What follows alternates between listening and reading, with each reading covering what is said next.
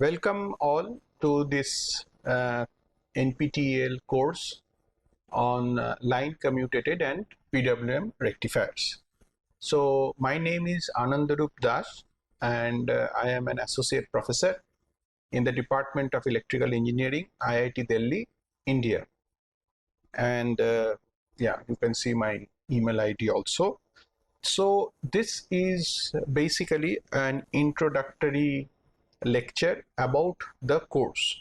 It will last maybe around 10-15 minutes where I will introduce what is this course and what is the course content, why we are studying this course, etc.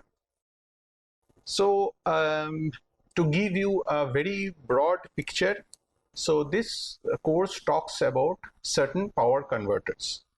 Where do we use? So this is a branch of electrical engineering, which is called power electronics, where we talk about power conversion with the help of electronic switches.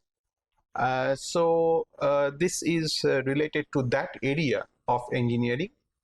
And why do we use power converters? We use power converters because we want to control we want to transfer and control the flow of energy from the source to the load.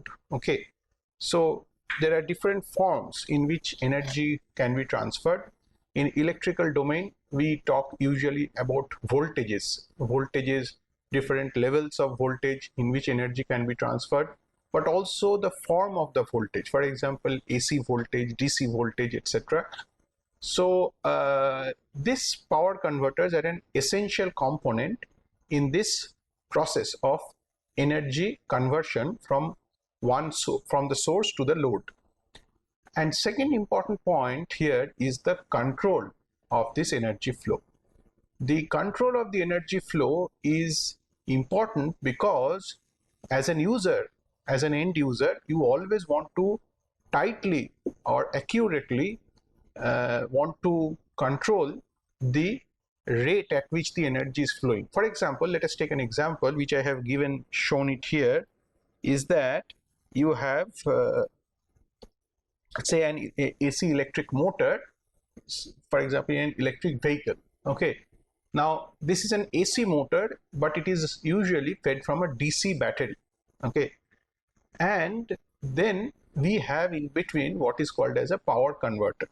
So this power converter converts the DC, the energy which is stored in the battery in the form of a DC quantity, that has to be converted into an AC quantity which can be used for feeding to the electric motor. Okay, the electric motor needs the AC because it has a rotating field and so on. And this is done with the help of a power converter. Okay, but we also want to control this energy flow, because sometimes, for example, when you are driving, a driver is driving the car, sometimes we need to accelerate, and sometimes we are going in a cruise mode. Okay, so when we are accelerating, then we have to give more energy to the motor, and when we are cruising, we probably will require lesser amount of energy. So therefore the converter not only transforms or transfers this energy from the source to the load, but it also controls it very accurately. So this is the basic idea of why we use power converters. Now within this, there is something called as, within this domain of power converters, we have something called as line commutated and PWM rectifiers, which we are going to talk about in this course. Now, what is rectifier? So many of you are already aware of what is known as a rectifier. Rectifiers convert AC to DC, usually AC voltage to DC voltage, and energy usually flows from AC side to DC side. Okay, this is what is the function of a rectifier. It converts AC to DC, and the energy flows from the AC side to the DC side. However, this statement is not fully true. Okay, so this is particularly true when you have this line commutated converters. Okay, there this is typically done. For example, you have a diode bridge rectifier which will have typically something like this. So you have a diode bridge rectifier, and then you have a AC here. Suppose we have a three-phase AC source, and yeah, like this, and there is a diode bridge rectifier, and then there is a DC side. Okay, though there is some load here. So this, for this, we typically we will call it as a rectifier. Okay, because energy is always flowing from the AC side. This is the AC, sorry, this is the AC side, and this is the DC side. Energy is always flowing from left to right. And this, when we use it with diode or when we use it with thyristors, then we term it as a line commutated converter. Okay, but then when you replace, so there is also some possibility we will not use a diode rectifier or a thyristor rectifier. These are semi-controlled or uncontrolled devices, uncontrolled power switches. We sometimes use modern all power electronics will use something called as a MOSFET or IGBT here. Okay, they will use these things in place of the diode or the thyristor. And then we say that, okay, now we have controlled switches in place of uncontrolled or semi-controlled switches. And so then we will actually redraw this circuit with a symbol of a switch, which is a fully controlled switch. And one thing that we'll do is that, so this is the DC side, and then we will also say that energy will now flow from AC to DC or DC to AC. Okay, so this type of converters which we use here, this is called a PWM converter. Okay, the PWM converter.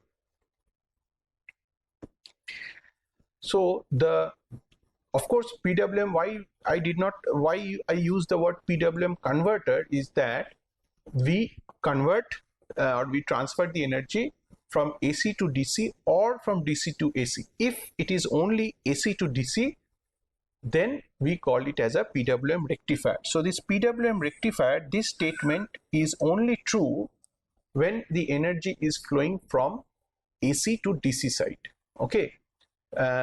But when you have a fully controlled switches like MOSFET or IGBT, then this word PWM rectifier must be modified, and we then call it as a PWM converter. Okay, something like this, pulse width modulated converter. Okay, so here then we can control the energy both ways.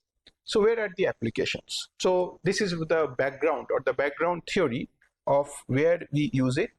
And it is used in many places. For example, you see here the an electric car being charged from an outlet. Okay, and in the car there is a battery, and this battery, so this outlet can be a single phase AC or it can be a three-phase AC, which you can see here. Okay, depending on the power rating. For higher power we need three-phase. For lower power we usually use the single phase supply. And you can see here that we usually at the first stage we have this AC source, we convert from AC to DC. Okay, so this part here, this is the AC to DC converter here. Okay, and then we have a DC link, and then we have a DC to DC converter. Now you may ask why we have this two-stage conversion. Basically, it is done to ensure many reasons for that. One reason is that you have to balance the voltage. Okay, you have to match the voltage, not balance. You have to match the voltage so because this EV battery, this may be say at a 72 volt, 42 volt, or maybe modern day batteries, the next generation probably will be 400 volt, something like that. So this voltage is different from the single phase AC supply. In India, this single phase supply is 230 volt 50 hertz. Okay, which is different from the magnitude of the voltage. So there must be a matching, okay, so that the power transfer can happen. This is one reason. The second reason is that there needs to be some form of an isolation in this power conversion. Isolation means galvanic isolation between the source side and the load side. And this is primarily done because of the safety of the passenger. So the person who is touching the car should not get an electric shock. So there are many requirements. So therefore, this is done from the single phase supply. You have first an AC to DC converter. So we are converting, this side is AC, and we are converting into DC here, which is on the capacitor. And then we have a DC to DC converter, which charges this battery, for example, in CC mode, CV mode. There are different. The same concept can be extended for higher power factor, for higher power range. We can use for a three-phase AC supply. Now here also there is an AC to DC converter, and then there is a DC to DC converter. It's a two-stage. Of course, in academics or in research, there are also single-stage converters possible, but that is not very much popular in a commercial scale at this point of time in say around 2024. So we do it usually and in with a two-stage conversion. Now another part here, you will see that we have written here power factor correction, and power factor correction is something which is definitely needed because the grid says that, okay, when you take energy from this is where the grid is here. The grid will say that, okay, you can take energy from me, but you have to take a sinusoidal current from a sinusoidal voltage. So you have to take sinusoidal current. You cannot take any arbitrary form of current. So the current going out or coming out of the grid must be sinusoidal, is reasonably sinusoidal. It must not have a lot of harmonics inside it, something like this. So this AC to DC converter here, this is the front end, which we call as front end PFC. Okay, front end means at the front side. PFC means power factor corrected, and we call it rectifier. Here you can see front end PFC rectifier. So it is converting the energy from the AC to DC. Okay, so this is very standard and it's one of the things. So we will focus mainly on this side in this course, how the front end works. So this side we will cover a lot in this. We will not cover much on this one. Okay, almost nothing in the DC-DC side. We will not cover on that thing. So we will cover mostly on how the front end side works, and there we say that it is converting that AC to DC. On the other hand, one thing that I want to mention here is that there are many places where people see a lot of other applications where the battery car, the car battery, okay, or the battery in the car, they are actually can be used to support the grid under certain conditions. For example, suppose there is a battery here. You can see here inside the car there is a battery, and this battery, under suppose the grid has failed or there is a power interruption in a home, it is possible for this battery to actually feed energy back to the grid. Okay, in this diagram which I have shown, the energy is flowing from this to this. Okay, so this is how the energy is flowing. However, under special circumstances, if it is needed, then it is possible to actually feed this energy back to the grid.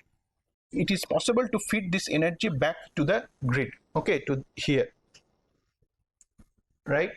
So if you want to do this, okay, this is possible, then these converters inside, okay, this DC-DC converter or the AC-DC converter should also be designed so that they can feed it back energy here, okay, backward from load to source.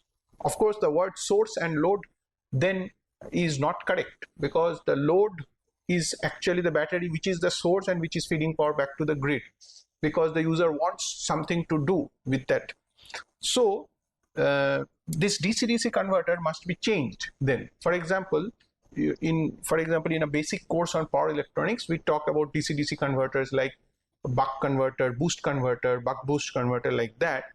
But these converters are unidirectional, which means the energy always flows from source to load. But now then we have to modify things. If we want to take the energy from the battery, then we will have to change this DC-DC converter to something like for example, a dual active bridge converter, okay, isolated DC-DC converter, where the energy is flowing from the right hand side to the left hand side. Similarly, this AC to DC converter, which we will talk about, then we will not use the word rectifier anymore. Okay, we will not use the word rectifier, and we will change this word to PWM converter. Okay, indicating that we are no longer limited to something called as a rectifier. Okay, we are no longer limited from AC to DC side. We can seamlessly transfer the energy from AC to DC or DC to AC as and when the requirement happens. So this is one example. And the other example where we can use this PWM rectifier, where the application is, which we have many people, all of us almost use nowadays, is a laptop charger, for example, adapter for this one. You have seen this, all of you. So here also you will see at a much lower level, EV is much higher level power, and in laptop we have a much less power level. And here also you can see here there is an AC, single phase AC supply, and then there is an AC to DC converter, and there is a laptop battery which needs to be charged. Okay, and typically here we have a front end PFC rectifier. The word rectifier is important here because usually from the laptop battery we do not take the energy back to the source. We do not want a bidirectional power, so it is always unidirectional, and so it is a PFC rectifier. Okay, power factor corrected rectifier. Okay, so there are different types of these things. We will talk some of these, for example, totem pole PFC or boost PFC. These we will talk, okay, in this course. And then we have the DC-DC converter, and usually it is a isolated DC-DC converter of the type of flyback. Okay, we see that the laptop charger is also an example of a PWM or AC to DC rectifier, where we convert the AC into DC for the laptop battery. So this usually is like 230 volt single phase AC, and this is usually 19 volt DC, and laptop charger typically takes something between 60 to 70 watt. Okay, on the other hand, on the EV, which I had mentioned in the last slide, it may take powers in the range of 50 kilowatt, even 100 kilowatt for very fast chargers. But onboard chargers, so there are different types of chargers, off-board, onboard. So onboard chargers may take something like 10 kilowatt or 20 kilowatt, something like that. Now there is also one more application, and this is a much broader application, okay, where we say these PWM converters which we can use is this kind of a grid connected application. Here you can see that so there is the three-phase grid here, and of course then there is a three-phase rectifier or inverter. That is what we have used. So you can see here we should now use the word three-phase converter. Okay, we do not want to distinguish what is rectifier, what is inverter, something like that. So this is a voltage source converter, which again we will talk in this course. And then you have different types of loads which are connected. Okay, and here you can see seamlessly we can connect different types of converters. For example, if you want to connect a wind turbine, then you will need an AC-DC converter. Then you have the solar panel. Okay, the solar panel typically produces power in DC, and we have to inject it into an AC grid. So there must be a converter. Okay, then you have electric vehicle charging, you have battery storage system, something like that. So you can have DC-DC converters, DC-AC, AC-DC. So, but in this course, we are focusing on this AC to DC conversion principles. Okay, so this is a broader picture where we integrate this AC to DC converter to different types of other types of loads. Okay, so briefly here you can see what is the course. Okay, the course is divided into 4 modules, module A, B, C, D. Okay, and it is about 12 weeks course. And apart from this course lectures, we will also have the pre-recorded tutorials.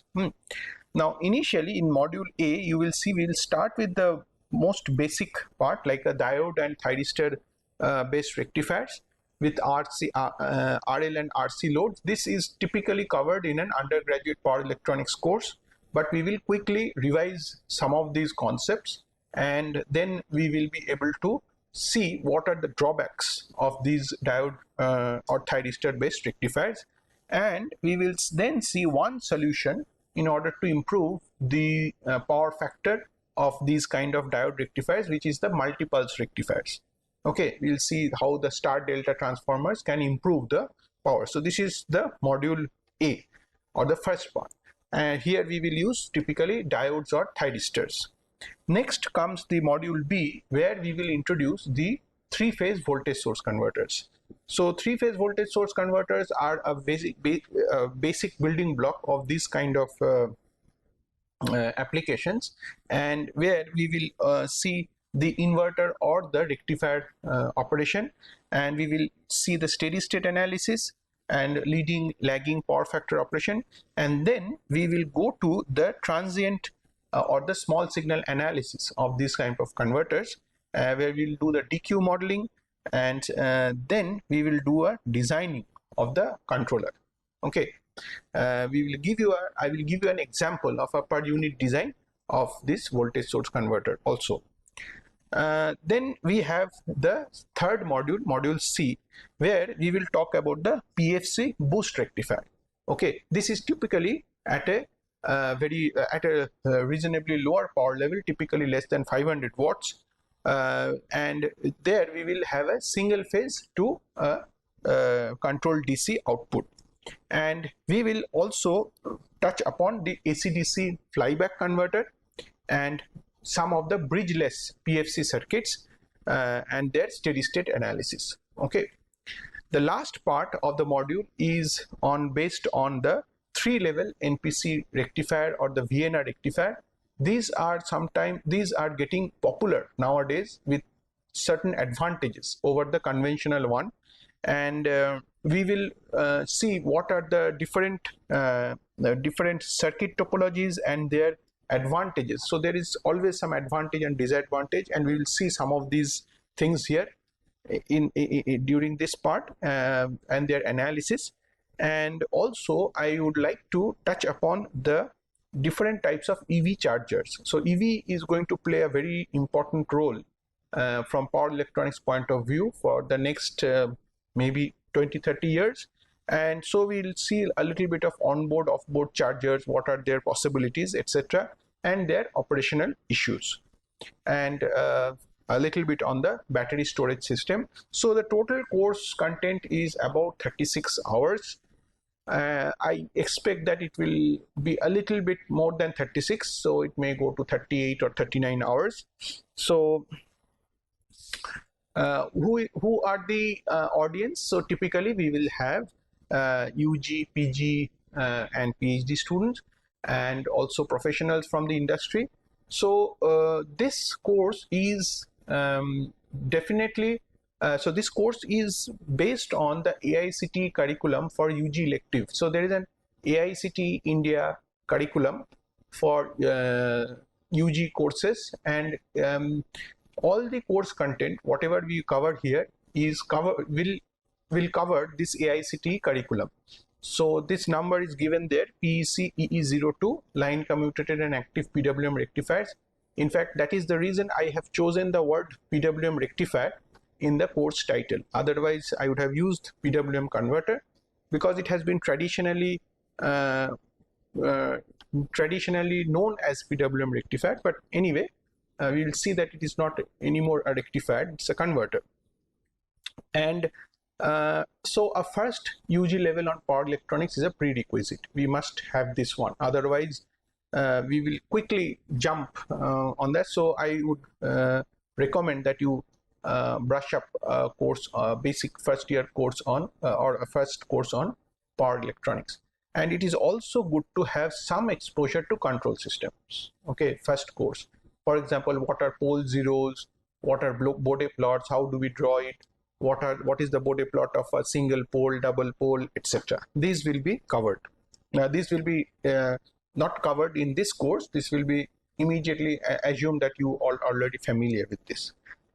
And also, what I have done in this course, what we have done is that we will have some basic topic, typically at the undergraduate level, which we cover in, say, in our as part of the curriculum. But there will also be advanced or in-depth topics, and these in-depth topics we will use a different colored slide. Okay, just to make sure that yeah, this is for a general audience. So there are, from my earlier lectures in YouTube, I have found, my experience is that there are certain section of the audience who are comfortable with the basic part of the course, and then we introduce the advanced part of the course, and they say that, okay, no, this is getting too advanced for us. And so therefore I have tried to differentiate the two types of concepts. So when we introduce these more advanced topics, for example, a controller design for a power converter, which is typically taken up at a postgraduate level. Okay, how do you design controllers? So then we will use a different color slide, like I am showing it here right now.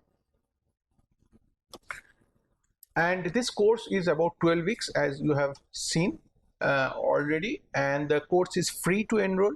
And but if you want a certificate, you should register and write an exam. Okay, so but this is not this is taken up by the NPTEL team, and they have a procedure for doing that.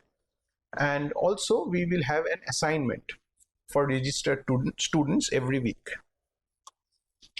Okay, so what is the team? The team is, of course, me is there, and we have research scholars along with me, and Abhrodip, who is doing PhD, Arjun, who is doing PhD, and Swalia, she is also doing PhD in IIT Delhi in the Department of Electrical Engineering.